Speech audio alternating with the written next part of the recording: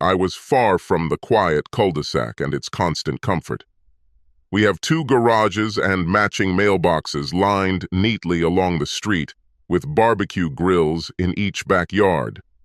Typically American, repeating plots of 12 acres with more than nice housewives in every third house, and in the rest, mostly averagely nice.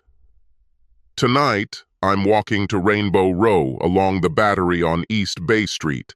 This postcard depicts the peninsula of Charleston, South Carolina, and the last place in the city that a first-class detective would visit on a rainy Friday evening in late October. When I arrived, the colors were already flashing blue and red, and a uniformed couple stood guard on the pavement in front of the pastel green Flemish tourist attraction. I turned on my flashing lights and parked the car in the second row next to the designated car in the next house to take in the whole scene. Several passers-by were gawking on both sides of the street, curious to know what had happened on the busy pedestrian street. One of the employees waved at people and tried his best to keep the seat open. "Welcome to the line of the rich and beautiful, George," the plump, large man said to me as I entered the living room on the first floor. The big guy this week was the night sergeant on shift, a gregarious guy named Paul Montague, who held the county record for the largest sandwich ever eaten by an officer with the Charleston County Sheriff's Department. It was a 60-centimeter-long French bread stuffed with meatballs, marinara, and half a kilogram of mozzarella cheese. A week later, he repeated it. Above all, he was a skilled officer, and I enjoyed working with him. "Crime scene upstairs, second room on the right. It's not too dirty this time." I looked at him and chuckled slightly. "This is good, right? The last case we worked together was in North Charleston, where 3 Mexican illegals started a cartel tie craze, apparently over a bad drug deal and a revenge killing. Everything was very bad there. If it's not the same mess now, I'll be grateful." I started up the steps and noticed that a couple of the boards creaked noticeably. When I reached the landing and turned into the hallway, everything seemed to be in its place, but if something was missing, the technicians would sort it out. The door to the room was double, and upon entering, I looked around. 2 victims. Perhaps 2 victims. It could have been either murder or suicide. However, let's go, it's still a double murder. The man lies with his back to the head of the bed, naked, with 2 entrance wounds on his chest, exactly in the middle. The woman lying across his lower torso has 5 entry wounds in the middle of her back and 4 on her buttocks. Some people really didn't like her. Technicians found 12 shell casings, one of which pierced the headboard and embedded itself in the wall behind it. "George, this guy is Carlos Pina, 28 years old, originally from St. Lucia, and working for a construction company in Edisto. He has a wife and, judging by the photos in his wallet, a couple of children. The woman is Lucy Steinman, 39 years old, a socialite in the city, married to Maren Steinman, the official owner of large real estate. We're still trying to find him." "Thank you, Paul. Technicians say the bullets are 9 millimeters, but no weapons were found at the scene, so someone killed them and ran. Is there security in the house?" Paul just shrugged and said that he would find out, but he needed to find his husband in order to gain full access without a warrant. When I looked around the whole scene again, I noticed a yellow silk scarf on the side wall of the room, next to the chest of drawers facing the bed. As I bent down to pick it up, I felt a hit of aroma, familiar and expensive, but I knew what it was: Flower Bomb toilet perfume from Victor and Rolf. I'm familiar with it because I bought this expensive gift for Michelle's birthday a few months ago, along with a collection of silk scarves. Hell of a coincidence. Michelle Rogan was visiting her sister in Savannah and left yesterday morning, so when I turned the key in the front door, I realized the house was empty except for the caretaker, a 40-pound bundle of joy in the shape of Maxwell, our Doberman Pinscher. He was already at the door before I inserted the key into the lock, snorting in anticipation, and when the door opened, He was already sitting on his haunches, waiting for his kiss, and received it. And I returned to the kitchen, throwing the keys and a soft bag on kitchen table. Michelle, like me, was 33 years old. We had no children, but we were fitness enthusiasts trying to achieve the American dream here in this small suburban community north of Montplaisant. This was my first marriage, hers the second, and after 4 years, everything seemed to be looking up. A couple of years ago, Michelle left her job on the Mountain Pleasant Planning Commission and began selling real estate. There's nothing special about it at first glance, but she works with Carol Bigsby for Carter's firm. Carol is the slut next door and has a house down the street. Her husband left her 3 or 4 years ago, taking their 2 children, after he caught her in bed with his boss in the middle of the day. Since then, according to word of mouth, she has slept with many men from a couple of neighboring blocks. I know that word of mouth is not always a reliable thing, but the slut attacked me right in the living room while Michelle was in the shower, jumped on top of me, but fortunately, I was smart enough to easily refuse her. So I have concerns about how Michelle will work with her, especially since the boss is the same one who screwed Carol, which precipitated her divorce. In the end, Michelle won and now sells luxury real estate in Charleston and Kiowa. Her work hours are almost as irregular as mine. I am Detective First Class George Rogan of the South Carolina State Law Enforcement Unit, better known colloquially as OCP, assigned to the investigative service in Charleston. We are called in cases of suspicious death of a foreigner, as is now the case with Carlos Pena, who was a foreigner living in the country legally. This gave us kind permission to participate at this stage. The next morning I got up early, left the house, and headed to the city center. We received processed forensic packages first thing in the morning, and by the time I arrived, the package was ready for me. Before I could figure it out, one of the customer service employees poked her head through the door. George, Sergeant Montague from Charleston County, delivered a DVD evidence package. He said to let you know that last night they obtained a court order and seized several DVDs from the security system and a hard drive. These are copies. I just need you to sign for them. She leaned over me with her full breasts, almost touching my face, and smiling, extended her hand. If I were a scoundrel, I would have fucked her many months ago. I signed in the right place and watched as my butt, covered by my skirt, floated out of the door. Some future husbands will be very lucky. A note on top of the stack said, "Don't look through this around the kids, George, and keep some paper towels handy."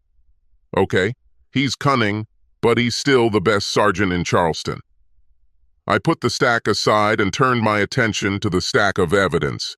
Mr. Marin Steinman has not yet been located, but was considered a person of interest, which may change once more individuals, if they exist, are identified on the DVD.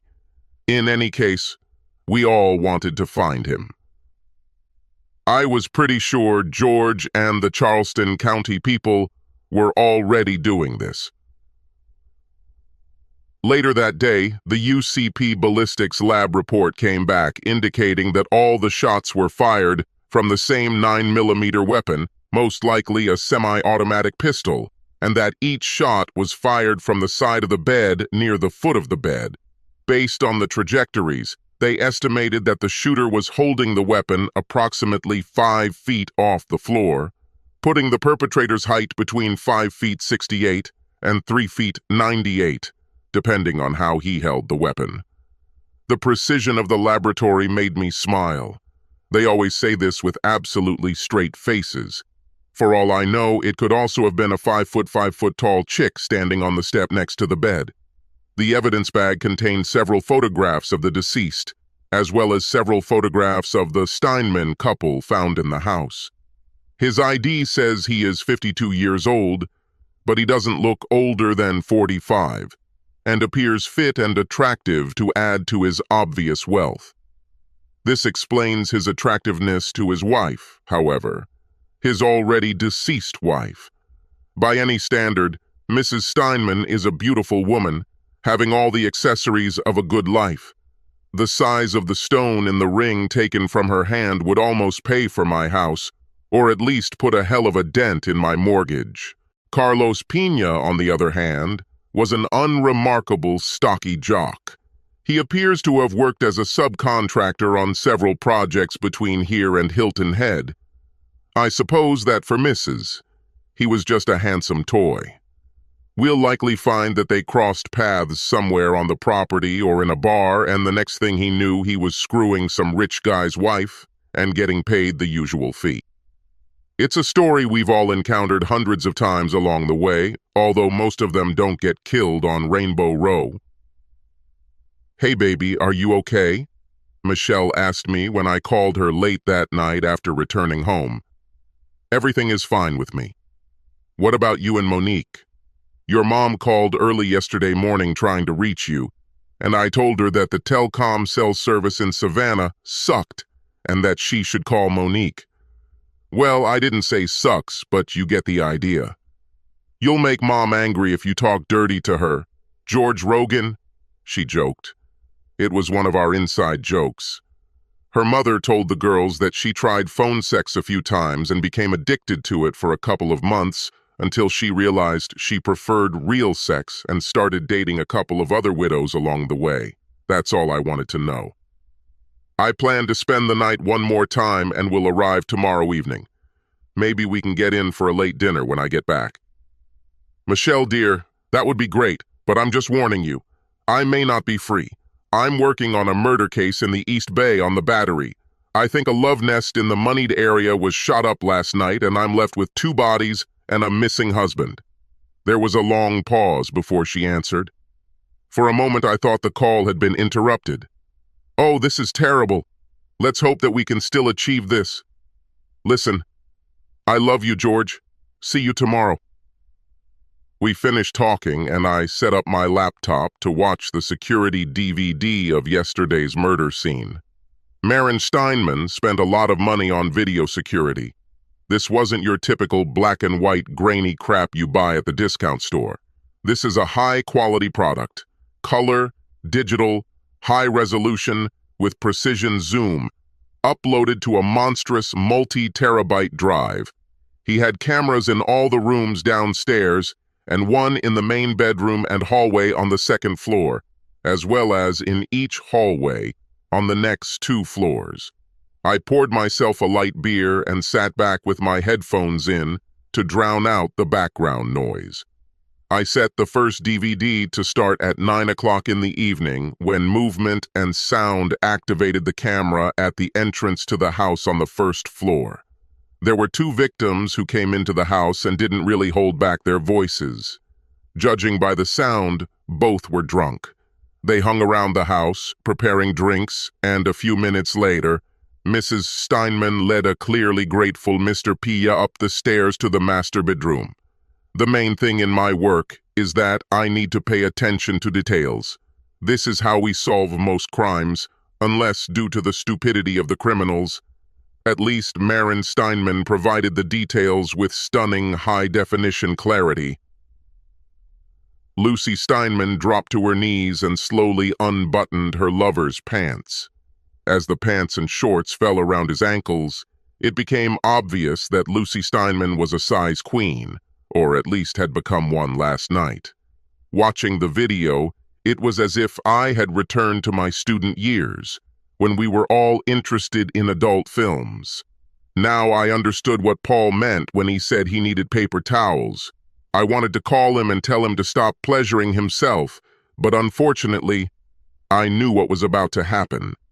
I had to move the scene I was watching back a little.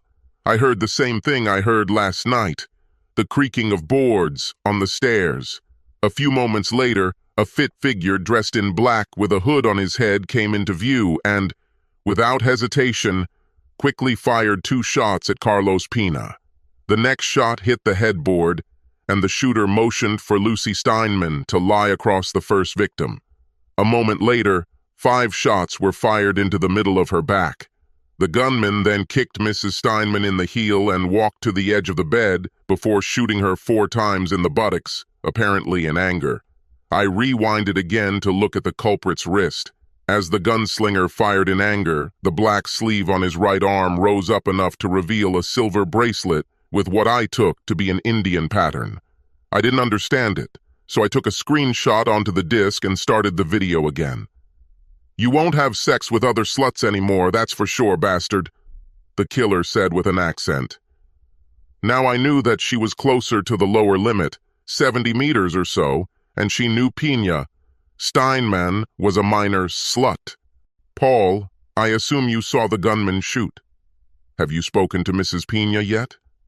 "One of the sheriff's deputies went there this morning with a Charleston police officer, but she wasn't there. Based on what I saw on the tape, we issued an alert on her and notified the TSA. But I don't know if we made it in time. Yesterday morning she picked up the children from school.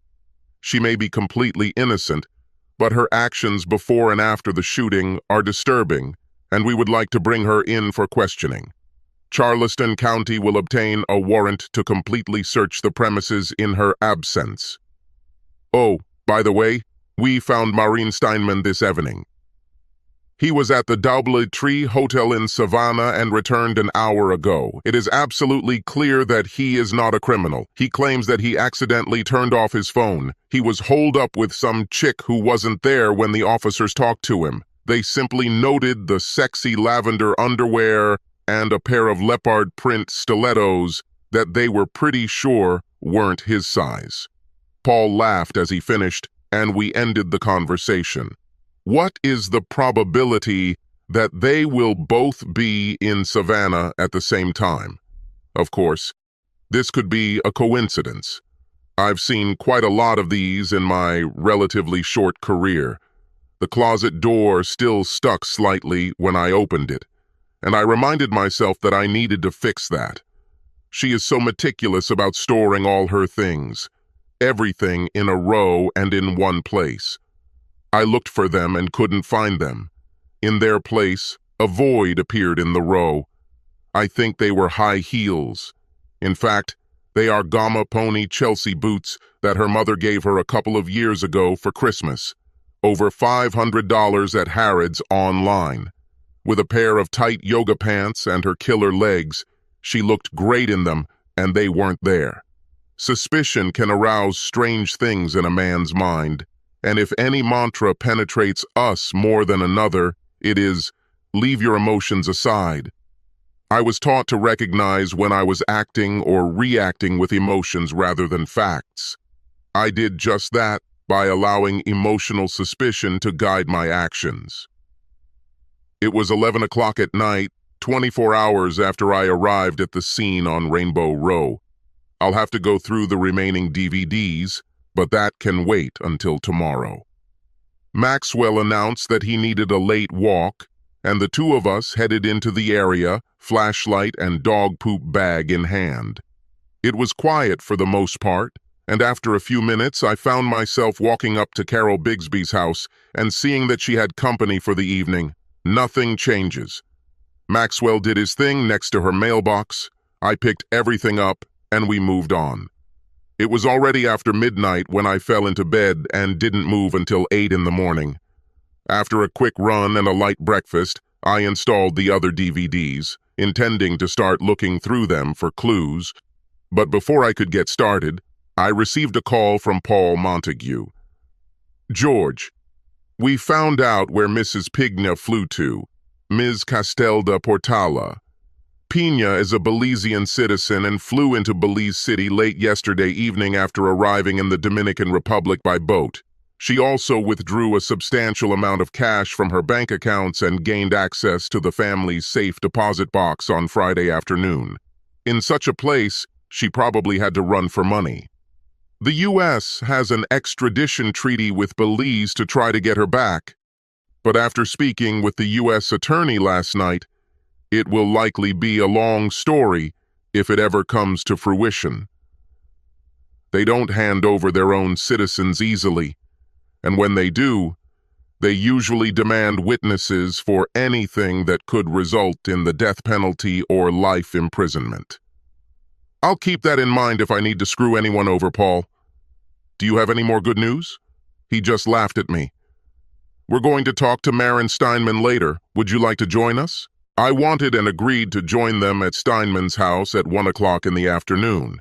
With a fresh mug of coffee and a happy Maxwell standing on the veranda porch, I put on the DVD, starting at 9 p.m. on Friday in reverse order.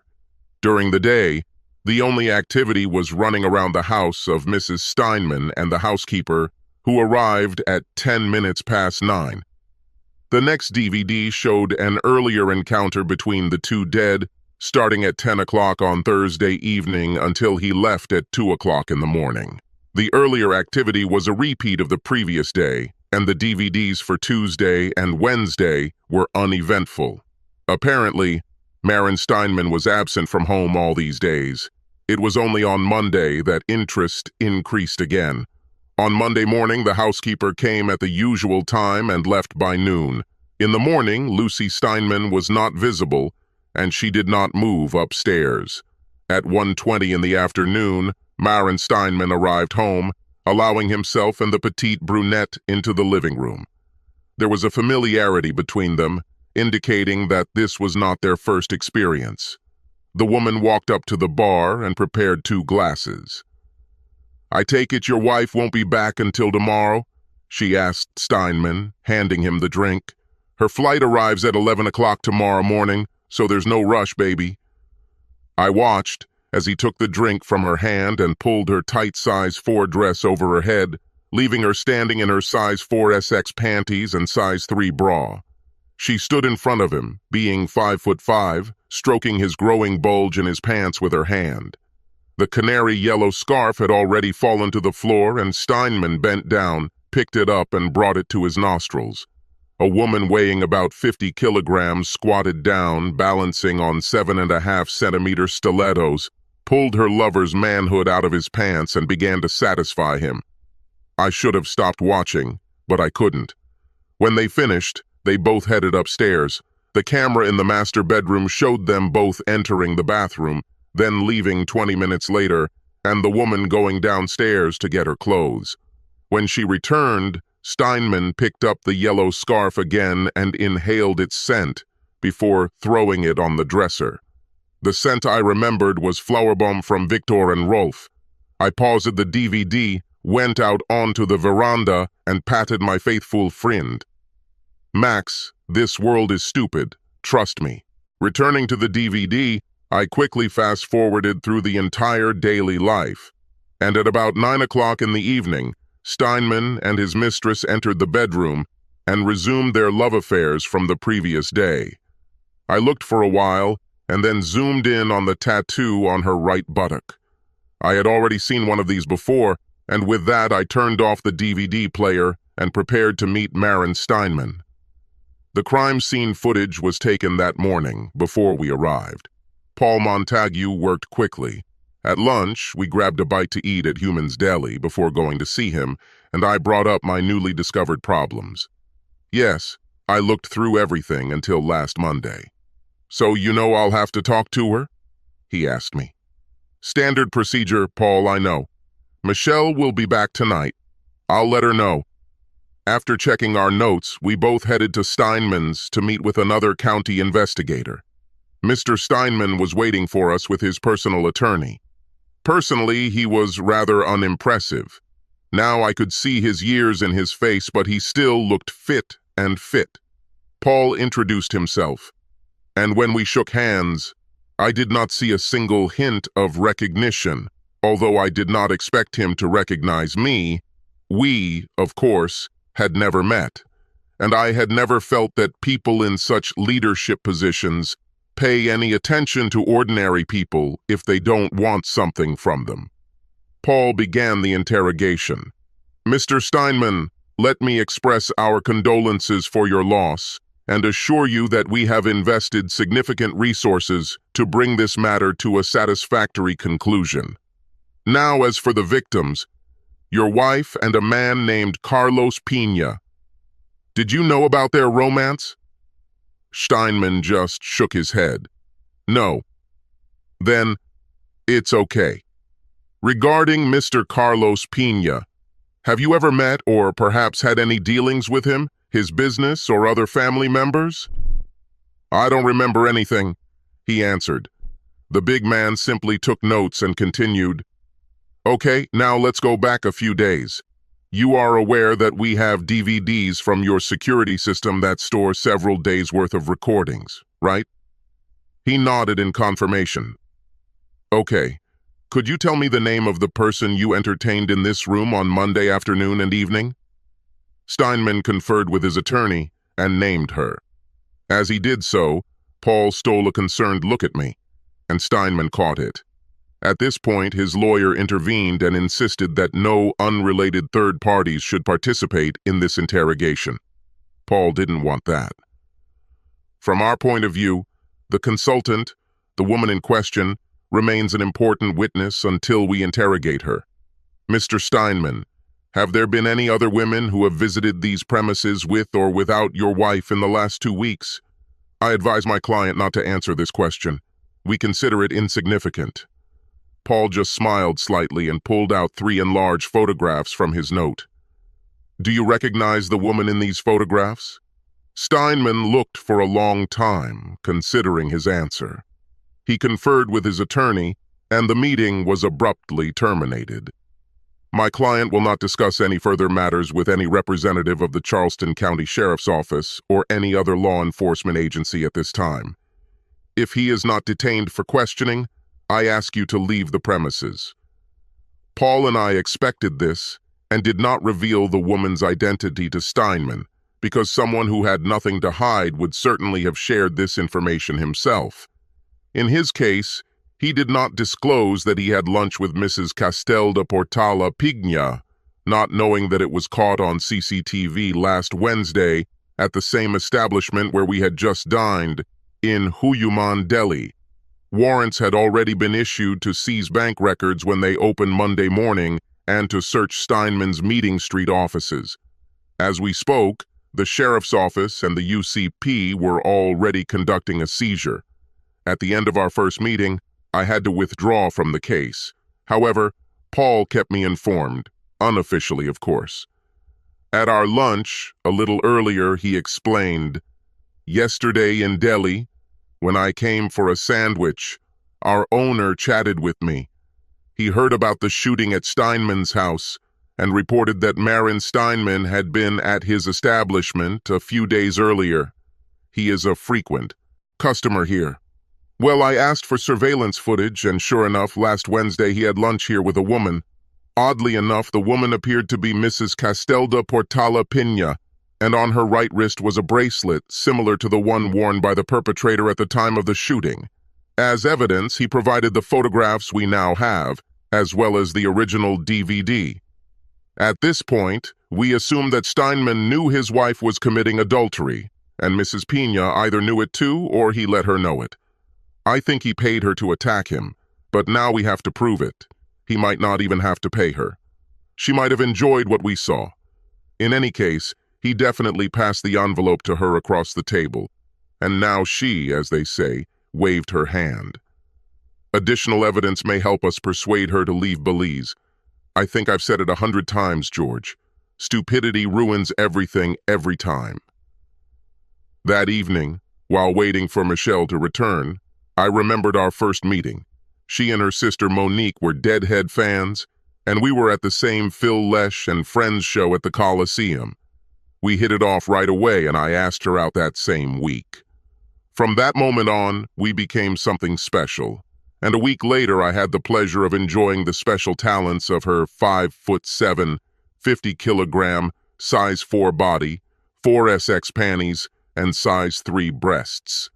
I remember the 1973 Grandfather show at Boston Garden was playing in the background, and when we had sex, I came face to face with the amazing American Beauty tattoo on the buttock of her bare butt. This one had perfect detail and color, almost like the album cover. It seems that Marin Steinman also saw one when he had sex with his mistress.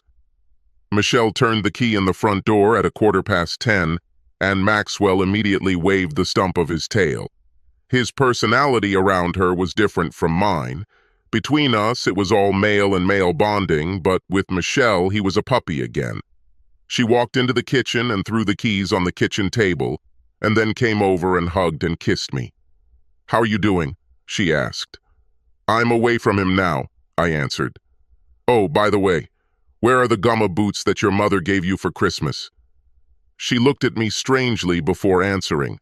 "Why do you need to know about my gammas? I know you won't wear them. Just curious. I was looking for something in the closet and noticed that they were missing." "Oh, well, I swapped them from Monique for Fendi shoes. I didn't know you liked them. I didn't say anything, I just suggested."